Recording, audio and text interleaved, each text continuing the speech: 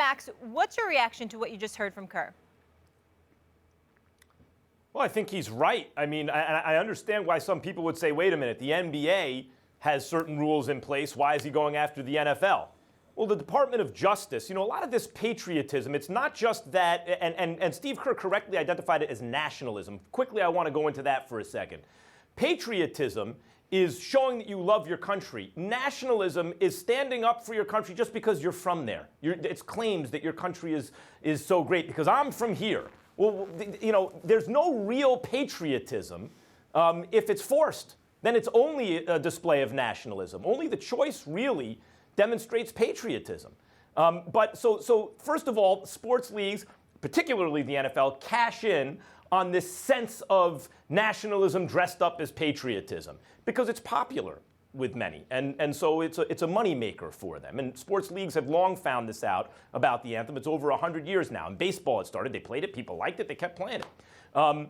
But also the Department of Defense spent millions of dollars. When you watch NFL games, remember the flyovers and all those emotional ceremonies and even flag ceremonies? It's paid for by the Department of Defense, many of them, millions. Now, the Department of Defense also spent some money in the NBA on 8 different teams, 18 teams in the NFL. It's much more conspicuous in the NFL than in the NBA. So Steve Kerr, sure, he is from a league where the league gets the owners and league get along better with the players and seem to respect them more as business partners than simply employees. But there is some kind of looking in the mirror probably that the NBA should do too. But Steve Kerr's general point is correct. It undermines the very notion of patriotism when you insist upon it. It takes away any real meaning, and it becomes a meaningless display of nationalism, not a genuine display of American patriotism.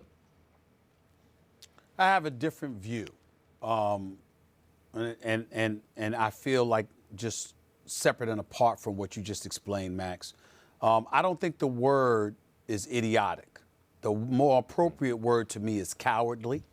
That's what I think about when I think about the the NFL rather, with this new policy, because they don't want to just man up per se, and tell you what this is about and just leave it at that and stand on those principles. Yes, the NBA and the MLB, just like the NFL, one could argue engaged in paid patriotism per se because they receive dollars from the Department of Defense as well, according to the reports that I read. But the difference is that the NFL had a hard policy already in place mandating what your behavior should be for the national anthem. The NFL did not have that. So as a result, because they engaged in paid patriotism, but they didn't have a hard rule instituted or already implemented that called for specific behavior to be conducted during the national anthem, you find yourself in a quandary.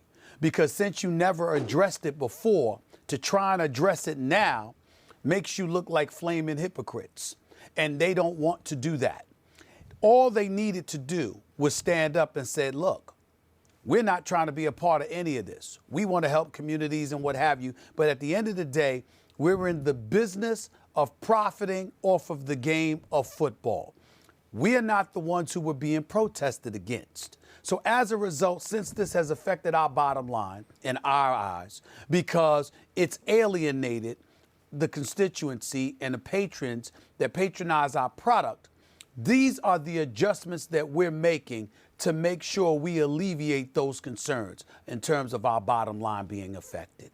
It is that simple. We are a private industry. We have the right to do this. Here is where we stand because this is good. We don't want just progressives' money or conservatives' money. We want everybody's money. This is what we want to do. They don't want to stand up and do that. They don't want to stand up and admit flagrantly, this is what it's about. It's about the business of the National Football League. This is what our decision is, and that is that. What they want to do as a league is to give the impression that they're addressing it, but in the same breath, empowering individual teams to be able to do something about it in their own way. Let's sort of passing the buck per se. And I think that's where Steve Kerr's criticism really came in, because they're not standing up as a league, stating who they are and what they're about and why, and just leaving it at that. They're sort of tacitly going about the business of addressing it while putting more of the onus on individual teams as if they're not the umbrella hovering over those teams, and they want things to be handled from there, which to me speaks to cowardice as opposed to idiocy.